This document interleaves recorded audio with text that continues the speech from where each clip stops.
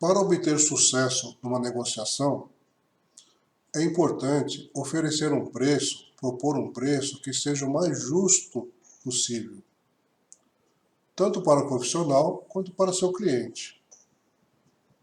Para obter o melhor resultado, o correto é você calcular quanto é o valor da sua hora técnica, quanto é o valor do seu trabalho.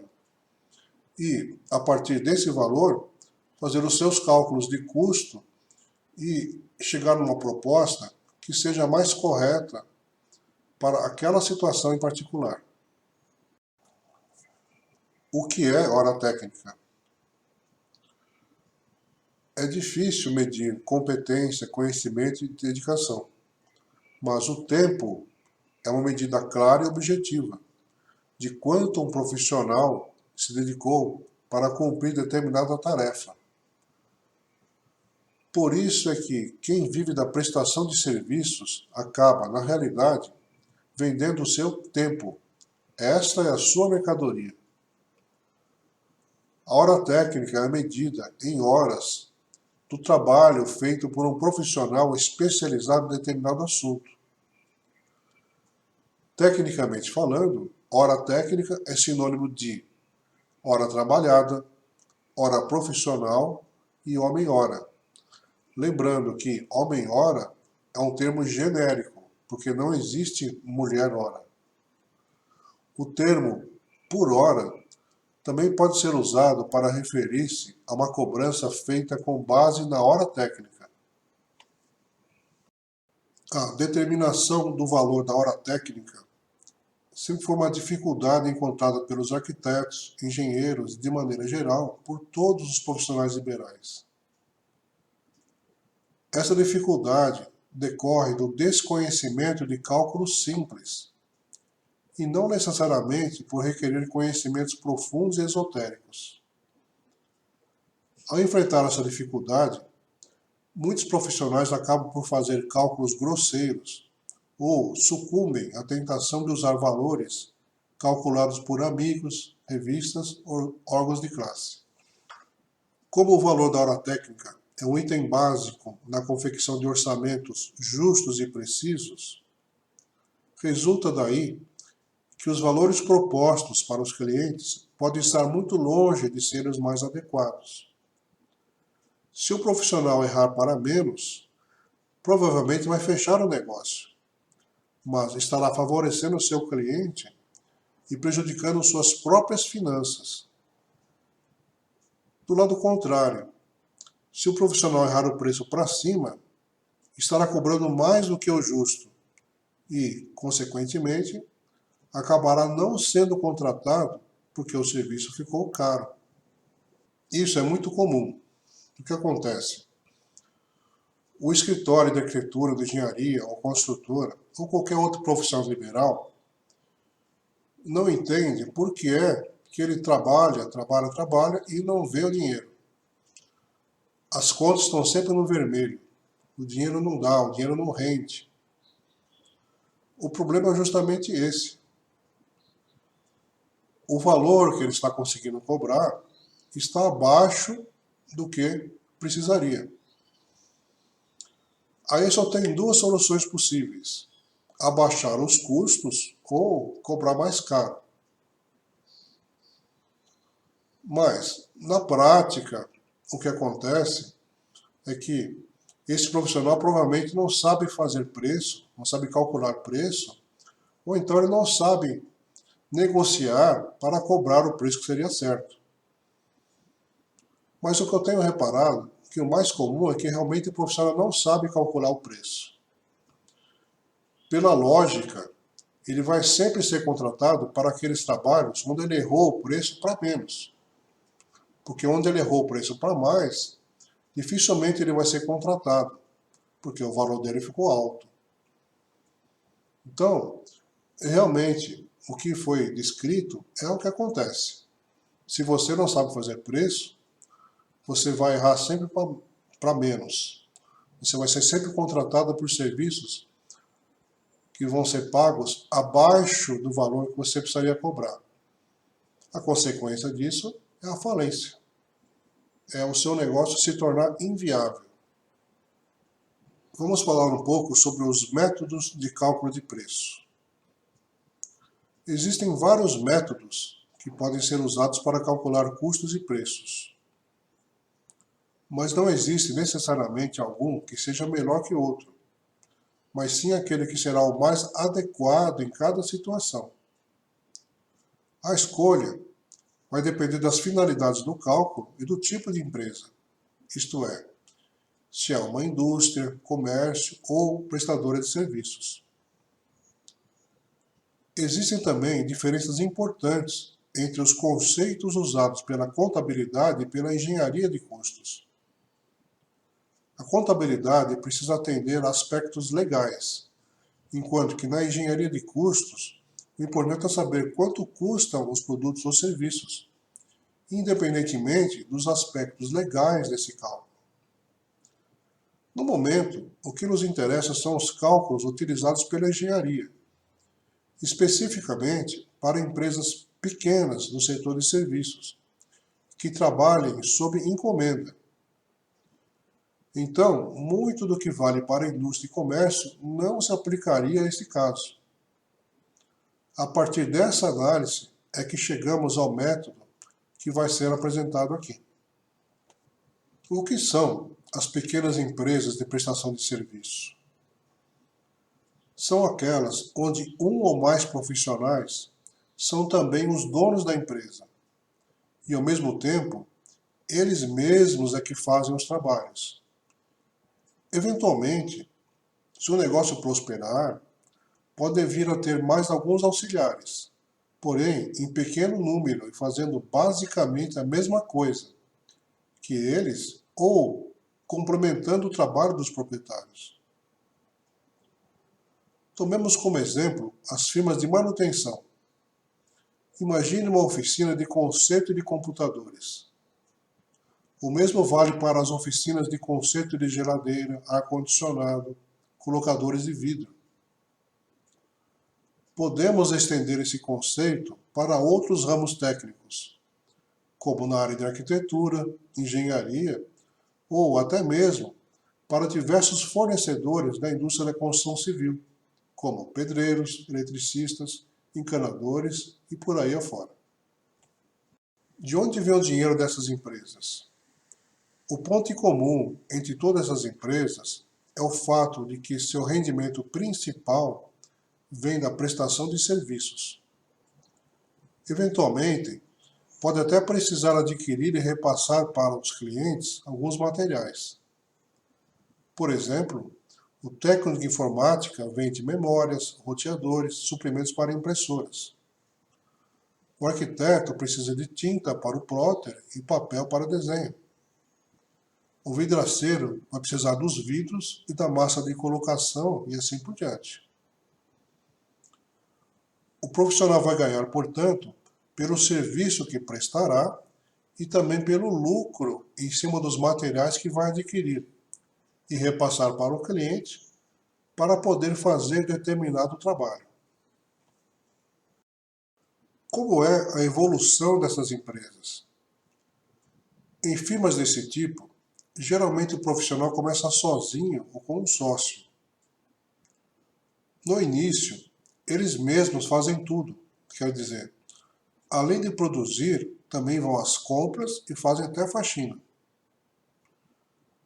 Quando necessário, vão ao banco pagar contas, vão até os fornecedores buscar material, vão no correio mandar e receber encomendas, enfim, são eles que tomam todas as providências necessárias para tocar o dia a dia do negócio. Com o tempo, pode até chegar a contratar um auxiliar para fazer tarefas mais simples, enquanto se concentra no serviço principal. Se o negócio continuar a crescer, poderão acrescentar alguém para as tarefas administrativas, como um office boy ou motorista. Mas não conseguirão ir além disso. Até porque aí já não seria mais uma pequena empresa, mas sim um negócio de porte médio, para o setor, naturalmente. Falando em termos técnicos, se formos utilizar a terminologia dos métodos de determinação de custo, denominados RKW ou ABC, significa que esse tipo de empreendimento tem apenas um centro de custo. Vantagens do centro de custo único. A principal vantagem é que isso facilita o cálculo do custo fixo e variável. Além disso, facilita a divisão do tempo entre tarefas produtivas e administrativas, da forma que veremos adiante. É nesse centro de custo único que será feito o trabalho principal daquela empresa, o fornecimento de serviços para o qual aquela firma foi montada. Eventualmente, poderemos ter mais centros de custo. Digamos, o engenheiro monta uma empresa de engenharia e construção, portanto, terá dois centros de custo e produção, um que faz os projetos de engenharia e outro que cuida da administração das obras. Mas, mesmo que existam, digamos, 2 ou 3 centros de custos, o cálculo será simples. Só que não vamos tratar disso neste vídeo. Aqui, vamos supor que temos apenas um único centro de custo e produção. Vamos falar um pouco sobre o faturamento mensal.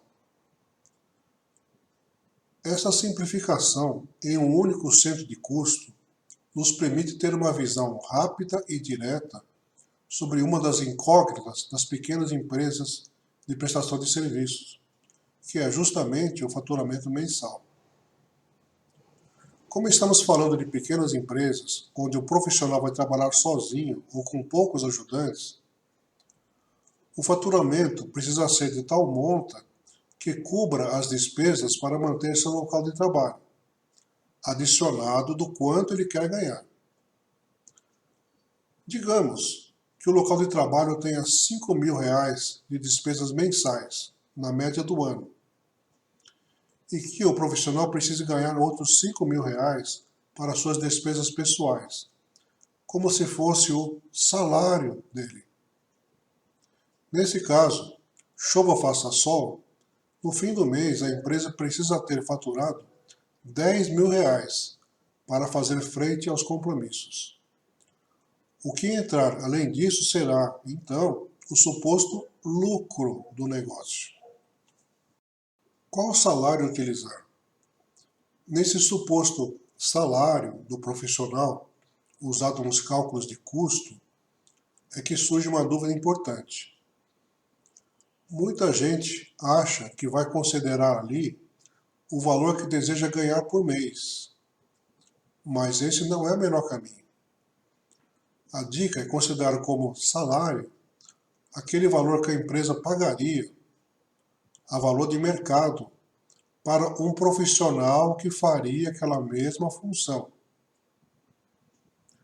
Seria um substituto para o profissional principal, colocado ali justamente para que esse profissional principal possa fazer outros trabalhos, ou então para que ele tenha tempo de cuidar da administração do negócio. Esse profissional substituto pode ser necessário também caso a firma tenha captado mais serviço do que a equipe poderia produzir. Então, vai realmente precisar desse reforço. Repare que estamos colocando o termo salário entre aspas, porque a remuneração fixa mensal dada a quem é dono do negócio chama-se, tecnicamente falando, de pro labore, mas dá na mesma para efeito de cálculo de custo. Quanto ganha, então, o dono do negócio? No exemplo que demos, o valor de R$5.000 que pusemos a título de pro labore não é o quanto o dono da firma quer ganhar, mas sim o quanto ele pagaria no mercado para alguém que pudesse substituí-lo. Certo, mas e se ele quiser ou merecer ganhar mais que isso? Sem problema. Mas a diferença, além dos R$ 5.000, não sai do custo do negócio, mas sim do lucro do mesmo. No mês, digamos, em que a empresa faturou R$ 14.000, ao invés dos R$ 10.000 obrigatórios, ele receberia os R$ 5.000 do Prolabore, mais os R$ 4.000 excedentes, ou seja, iria receber R$ 9.000. Conhecendo-se, portanto, o valor mensal do faturamento obrigatório, veremos a segunda variável que vamos precisar para calcular o custo da hora técnica. Estamos falando da quantidade de horas que trabalhamos a cada mês. Até aqui, já vimos vários conceitos que são importantes para fazer o cálculo do valor da hora técnica. Só para relembrar, analisamos por que nesse método se adota um centro de custo único. Vimos a questão do faturamento mensal.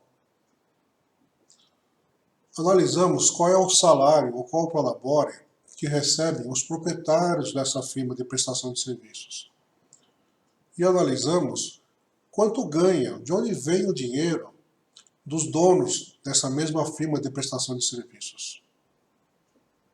Para continuar o cálculo, vamos analisar um outro conceito muito importante, que é a questão de horas produtivas versus horas administrativas.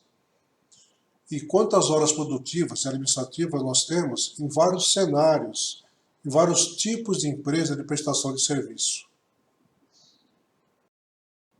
Quantas horas trabalhadas temos a cada mês? Este é um valor fundamental para o nosso cálculo. Na tabela de honorários do Conselho de Arquitetura e Urbanismo, CAU, no módulo 1, página 68, existe uma tabela com o cálculo, onde constatamos que na média do ano existem 229 dias produtivos. Supondo-se a média de 8 horas de trabalho por dia, ao longo do ano trabalharemos, portanto, 229 dias, vezes 8 horas por dia, 1.808 horas. Como o ano tem 12 meses, chegamos então ao total médio de horas por mês que um profissional autônomo ou um pequeno empresário dispõe a cada mês para trabalhar, ou seja, 1.808 horas dividido por 12 meses, aproximadamente 150 horas por mês. Horas produtivas e administrativas. Para utilizar o método que propomos, é preciso dividir as 150 horas mensais que temos para trabalhar em dois grupos: horas produtivas e horas administrativas. Trata-se do seguinte: os profissionais que montam pequenas empresas para exercer suas atividades podem permanecer no local de trabalho durante muitas horas a cada dia, mas não estarão esse tempo todo produzindo, isto é, fazendo coisas que serão lançadas na conta de algum trabalho que já foi ou será contratado e pago por um cliente e que, portanto, vai gerar dinheiro. Se o profissional fizer alguma atividade administrativa, como, por exemplo, ir no banco pagar uma conta, quem estará pagando por isso, por essa hora, é a própria empresa do profissional, sendo, portanto, considerado tempo gasto com atividades administrativas, isto é, não produtivas. Sabendo disso, precisamos avaliar o quanto dessas 150 horas serão divididas entre atividades produtivas e administrativas. Como estamos falando de pequenos negócios, onde o proprietário é também o principal profissional de produção, podemos traçar 3 cenários típicos. O cenário 1 é o profissional que trabalha sozinho, em seu próprio espaço, reservando metade do tempo para tarefas administrativas e a outra metade para tarefas produtivas. Digamos que ele fique a parte da manhã cuidando do serviço que está em casa, isso é, que já foi contratado, deixando a parte da tarde reservada para tarefas administrativas, como ir ao banco, correio, supermercado, fazer reuniões com clientes, contador e advogado, além de fazer propostas e estudos para possíveis clientes, que, se não fecharem negócio, vai significar que o profissional perdeu seu tempo na tentativa. Neste caso, nesse cenário, podemos supor que ele terá 150 horas dividido por 2, ou seja, 75 horas por mês, que precisarão ser vendidas para pagar as contas. No segundo cenário, temos uma empresa com 2 sócios, onde um deles fica na produção o tempo todo e o outro reserva metade do tempo para tarefas administrativas. Teremos, portanto, 150 horas produtivas do primeiro sócio e 75 do segundo, formando um total de 225 horas por mês, que precisarão ser vendidas para gerar o faturamento necessário. Num terceiro cenário, são também 2 sócios, mas aqui um deles fica o tempo todo na firma produzindo, trabalhando nos contratos que já estão fechados, enquanto que o outro sócio fica o tempo todo cuidando de tarefas administrativas, como, por exemplo, sair à rua em busca de novos clientes, ou então fazendo compras, visitando bancos e fornecedores.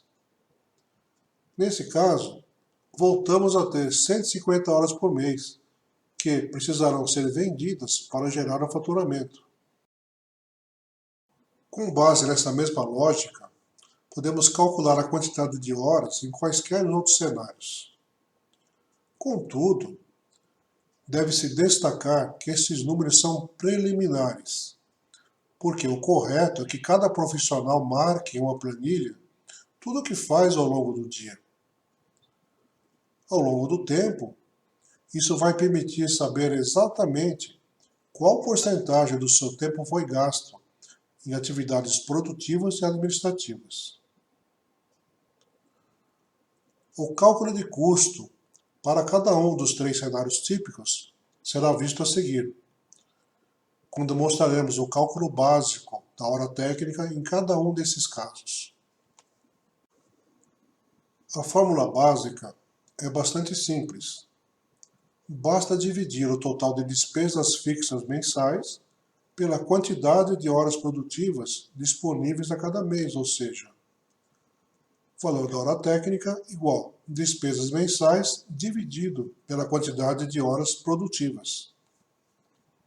Antes de entrarmos nos exemplos propriamente ditos, precisamos ressaltar alguns cuidados necessários ao usar esses cálculos. Nos exemplos a seguir, veremos o cálculo da hora técnica em vários cenários. Antes, porém, é preciso fazer algumas ressalvas e explicações. Primeiro, todos os valores mostrados nesse vídeo foram estipulados apenas a título de exemplo. Não use esses números em hipótese alguma, porque eles vão variar de caso a caso. 2. Deve entrar na relação de despesas apenas e tão somente aquelas que são mensais e fixas, independentemente do que for feito no mês. Gastos específicos com o trabalho contratado devem ser lançados na conta daquele trabalho. Imaginemos um mecânico de automóveis. Ele tem as despesas rotineiras de sua oficina, que devem ser lançadas no cálculo da hora técnica. 3.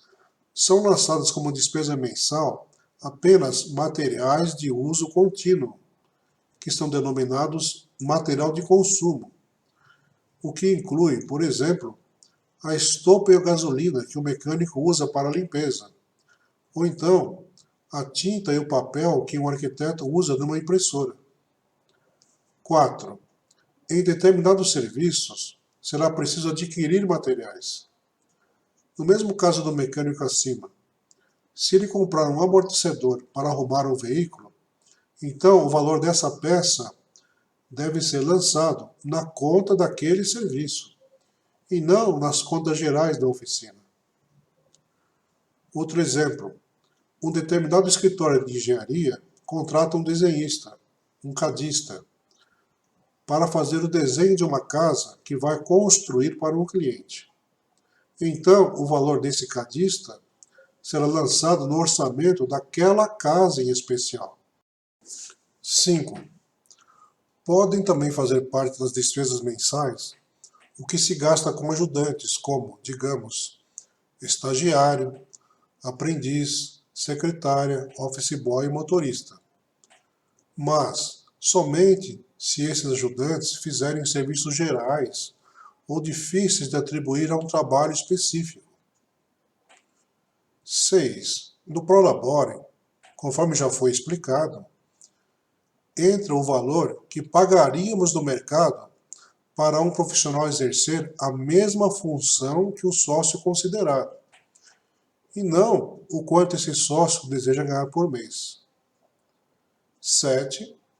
Não entram nessa relação valores expressos em percentuais. Esses serão considerados no preço final, através da aplicação do BDI. Vide a seguir. O BDI compreende itens como lucro do negócio, impostos sobre vendas, por exemplo, com super simples, comissões de vendedores e similares. Vejamos então os exemplos de cálculo do valor da hora técnica para cada um dos cenários considerados. Nunca é demais ressaltar que esses valores são apenas exemplos, retirados de casos hipotéticos. Para saber o valor no seu caso em especial, é preciso utilizar os itens e valores que se aplicam especificamente a você, principalmente no valor do Prolabore e na quantidade mensal de horas úteis. Como ficaria então a hora técnica no cenário 1, ou seja, o profissional que trabalha sozinho em seu próprio ateliê, que reserva metade do tempo para tarefas administrativas e terá 75 horas produtivas por mês? Vamos considerar que um profissional com as mesmas habilidades vai custar R$5.000 mensais a valor de mercado e que esse escritório tem as seguintes despesas fixas mensais: aluguel R$1.000, condomínio R$400, IPTU 100, seguro 50, internet 100, luz 100, material de consumo R$300, depreciação ou prestação de equipamentos, como computadores, por exemplo, R$500. Na parte de pessoal, tem um estagiário que custa R$1.000 por mês, e o Prolabore, aqueles R$5.000 que um profissional equivalente ao dono desse escritório vai ganhar no mercado. Temos, portanto, um total de R$8.550. O valor da hora técnica, então, vai ser 8.550 dividido por 75, ou seja, R$114. No cenário 2, ou seja, a empresa com 2 sócios, sendo que um deles fica na produção o tempo todo e o outro reserva metade do tempo para tarefas administrativas, resultando em 225 horas técnicas ao mês. E também considerando que um profissional com as mesmas habilidades dos sócios custaria R$5.000 mensais a valor do mercado e que eles têm as seguintes despesas fixas mensais: aluguel R$1.500, condomínio R$400, IPTU 100, seguro 50, internet 100, luz 150, material de consumo 500, depreciação ou prestação de equipamentos 700. Aqui serão 2 estagiários a R$1.000 cada um, R$2.000. No Prolabore também, são 2 profissionais, a R$ 5.000 mensais de cada um, R$ 10.000. Total de despesas fixas mensais, R$ 15.500. O valor da hora técnica vai ser 15.500 dividido por 225, ou seja, R$ 69. No terceiro cenário típico, temos uma empresa com 2 sócios, um deles fica na produção o tempo todo e o outro cuida o tempo todo de tarefas administrativas, resultando em 150 horas técnicas ao mês. Assim como nos exemplos anteriores, vamos considerar que um profissional com as habilidades dos sócios custa R$ 5.000 mensais, a valor de mercado, e que eles têm as seguintes despesas fixas mensais: aluguel 1.500, condomínio 400, IPTU 100, seguro 50, internet 100, luz 150, material de consumo 700, depreciação ou prestação de equipamentos 500, estagiários R$ 2.000, prolabore dos 2 sócios R$ 10.000, total R$ 15.500, ou seja, as mesmas despesas fixas do cenário 2. Só que nesse caso, como temos menos horas técnicas, o valor da hora técnica vai ser R$ 15.500 dividido por 150, ou seja, R$ 103. A mesma ficha de acerto entre os sócios que mostramos no segundo módulo do curso pode ser usada para calcular a hora técnica dessa empresa. Aqui está a ficha mais em detalhes. Lembrando que ela tinha 3 blocos principais: saídas, entradas e o acerto. Então, nesse mês que foi considerado, as saídas de dinheiro ficaram em R$ 15.000, as entradas ficaram em R$ 26.000, e no acerto, os R$ 11.000 que ficaram no caixa foram divididos da seguinte maneira: R$ 4.000 foram retirados pelo sócio Paulo Inouye, R$ 4.000 foram retirados pelo sócio Regina Pereira, e foi deixado R$ 3.000 em caixa para a previsão de despesas no mês seguinte. Com esses dados, podemos calcular quanto foi a margem, ou seja, o lucro bruto dessa empresa, o custo hora com retirada e o custo hora com prolabore. Então, a margem seria R$ 26.000 menos 15.000, R$ 11.000. Como para ganhar esses R$ 11.000 tiveram que investir 15.000, então a margem é 11.000 dividido por 15.000, 73,3%. O custo hora, nesse caso, foi de R$ 15.000, que foi o total de despesas, dividido por 2 vezes R$ 150, ou seja, são 2 sócios, cada um deles contribuindo com 150 horas por mês. Então, o custo hora básico foi de R$ 50. Se somarmos nas despesas as retiradas dos sócios, que nesse caso aqui foram de 4.000 cada um, temos que o custo hora com retirada vai ser de 15.000, que foram as despesas, mais 8.000 da retirada, dividido por 2 vezes 150, R$ 76. Mas, nesse caso, os sócios retiraram menos dinheiro do que eles precisariam. Digamos que cada um deles precisasse ter um prolabore de R$ 8.000. Então seriam R$ 15.000 de despesas, mais 16.000, que seria 8.000 do prolabore para cada sócio, dividido por 2 vezes 150. Nesse caso, teríamos um custo hora de R$ 103. Em outras palavras, eles precisariam estar cobrando R$ 103 a hora, mas só estão conseguindo cobrar R$ 76. Temos aqui um resumo dos valores calculados. Cenário 1, R$ 114. Cenário 2, R$ 69. Cenário 3, R$ 103. Essa firma que nós mostramos agora há pouco, com o cenário atual, R$ 76. Essa mesma firma, com os sócios retirando um prolabore ideal, mas sem obter nenhum lucro, R$ 103. essa mesma firma, com o Prolabore Ideal e com um lucro de 20%, R$ 130. Só por essa pequena amostra, já é possível perceber que é difícil estabelecer uma média ou padrão de mercado para a hora técnica.